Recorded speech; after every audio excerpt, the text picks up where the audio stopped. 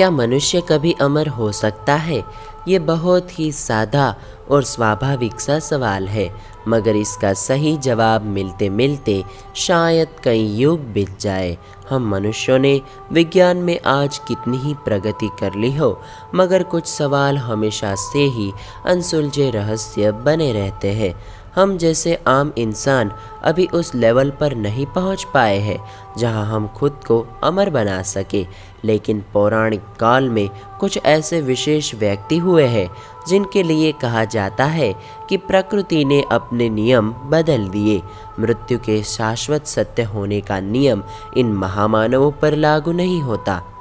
आइए आज के इस वीडियो में बात करते हैं ऐसे ही 8 चिरंजीवियों की जो जीवन और मृत्यु से मुक्त हो हमेशा के लिए अमर हो चुके हैं।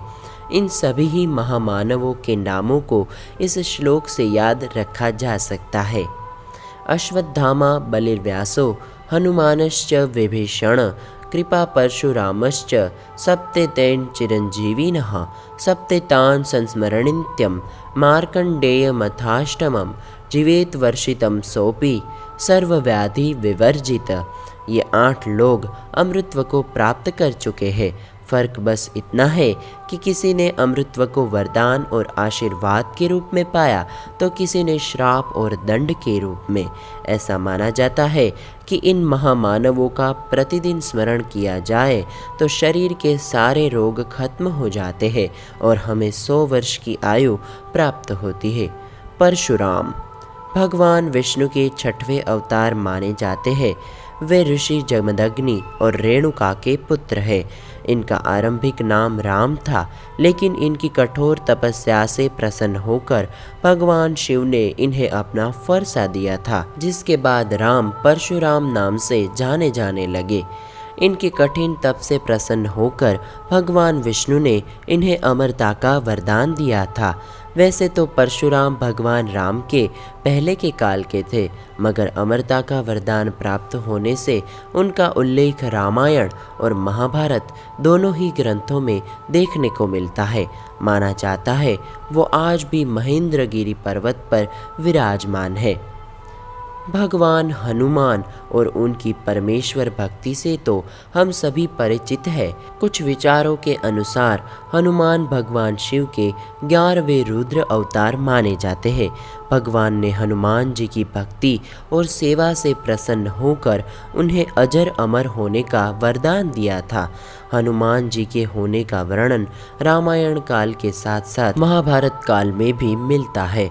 रामायण काल में हनुमान जी ने श्री राम की मदद की थी, वहीं महाभारत काल में श्री कृष्ण के साथ अर्जुन के रथ के शीर्ष पर ध्वज के साथ भी विराजमान रहे। वहीं एक अवसर पर उन्होंने भीम का घमंड भी तोड़ा था। कहा जाता है कि माँ सीता ने हनुमान जी को अशोक वाटिका में अपना संदेश सुनाने पर प्रसन्न होकर हमेशा अमर होने का वरदान दिया था। हनुमान जी को अनंत ऊर्जा का स्रोत भी माना गया है। ऐसा माना जाता है कि हनुमान जी आज भी इस धरती पर विचरण करते हैं। सनातन धर्म के इतिहास में कई ऋषि मुनियों का उल्लेख मिलता है, जिनमें से ही एक है महर्षि वेदव्यास। महर्षि वेदव्यास ने ही चारों वेदों यानी कि ऋग्वेद, अथर्ववेद, सामवेद और यजुर्वेद का संपादन किया था। वेदव्यास ऋषि पाराशर्य और सत्यवती के पुत्र थे। इन्होंने ही 18 पुराणों की रचना की थी। ये केवल रचयिता ही नहीं बल्कि उन सारी घटनाओं के साक्षी भी रहे हैं जो एक के बाद एक घटित होती गई। इनके इसी महान कार्य के कारण आज भी हम उन्हें याद करते हैं। घर का भेदी लंका ढाए, ये कहावत आपने ज़रूर सुनी होगी और ये भी जानते होंगे कि ये कहावत विभीषण के लिए कही जाती है, जिन्होंने अपने ही भाई के साथ छल किया था। मगर उसका दूसरा पहलू ये भी है कि उन्होंने ये कार्य राष्ट्र की रक्षा और अधर्म के नाश के लिए किया था। विभीषण की इसी धर्मनिष्ठा से प्रसन्न होकर प्रभु श्री राम ने उन्हें अजर अमर लंकापति बना दिया था। हालांकि ध्यान देने वाली बात यह है कि मौलिक तौर पर विभीषण चिरंजीवी नहीं है, वे दीर्घायु है। पुराणों के अनुसार विभीषण महायुग के अंत तक जीवित रहेंगे। इन चिरंजीवियों में शामिल एक नाम राजा बलि का भी है। ऐसा माना जाता है कि राजा बलि के अहंकार को नष्ट करने के लिए भगवान विष्णु ने वामन अवतार लेकर राजा बलि से 3 पग भूमि दान में मांगी थी। राजा बलि ने कहा, जहाँ से भी 3 पग भूमि लेनी है ले लीजिए।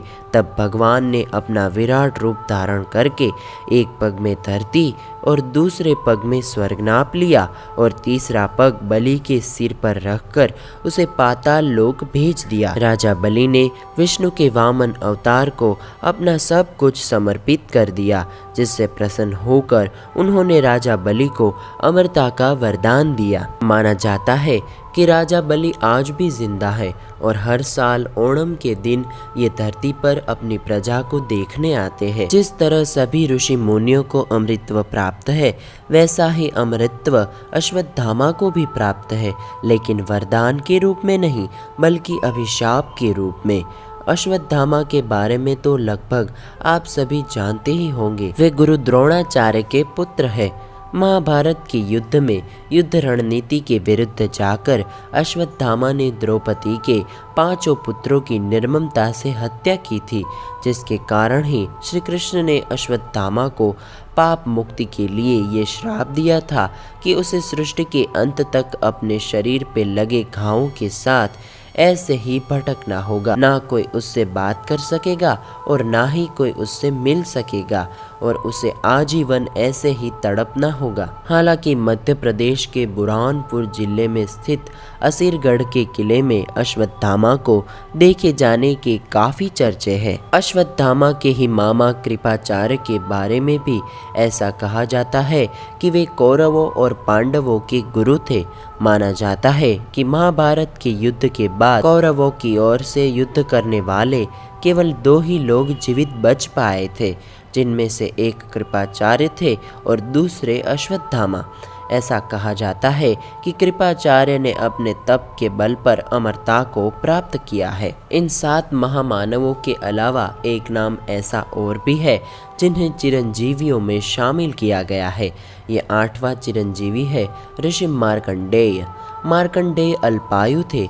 उन्होंने महामृत्युंजय मंत्र की रचना की और कठोर तप कर भगवान शिव को प्रसन्न किया, जिसके बाद शिवजी ने उन्हें अमरता का वरदान दिया। कई लोगों का मानना है कि योग साधना और ध्यान के बलबूते पर शरीर और मन मस्तिष्क पर नियंत्रण पाया जा सकता है और चिरंजीवी बना जा सकता है। वहीं कुछ लोगों का मत ये भी है कि इन 8 महामानवों के चिरंजीवी होने का तात्पर्य लोगों में युगों युगों तक इनका नाम और कृत्य याद रखने से है। तो दोस्तों, ये थे 8 महादिव्य पुरुष जो कई हजार सालों से किसी न किसी नियम, वचन या श्राप से बंधे हुए हैं और अपनी दीर्घ आयु जिंदगी से मुक्ति पाने के लिए भगवान विष्णु के 10वें अवतार कल्कि अवतार की प्रतीक्षा में कलयुग में हम आम मानवों की नजरों से अदृश्य होकर रहस्यमयी रूप से जी रहे हैं। माना जाता है कि कल्कि अवतार जो इस कलयुग के अंत में जन्म लेगा, तब ये 8 दिव्य पुरुष कल्कि अवतार का मार्गदर्शक बनकर इस युग से सभी अधर्मी और पापियों का विनाश कर पुनः सतयुग की शुरुआत करेंगे। तो दोस्तों, आज का ये वीडियो आपको कैसा लगा मुझे कमेंट करके ज़रूर बताइएगा। पसंद आया हो तो लाइक करें और अपने दोस्तों के साथ शेयर करें। मैं हूँ आपका दोस्त कालिना इशित। फिर मिलेंगे नए वीडियो में नए टॉपिक के साथ। तब तक के लिए दे आज्ञा। नमस्कार।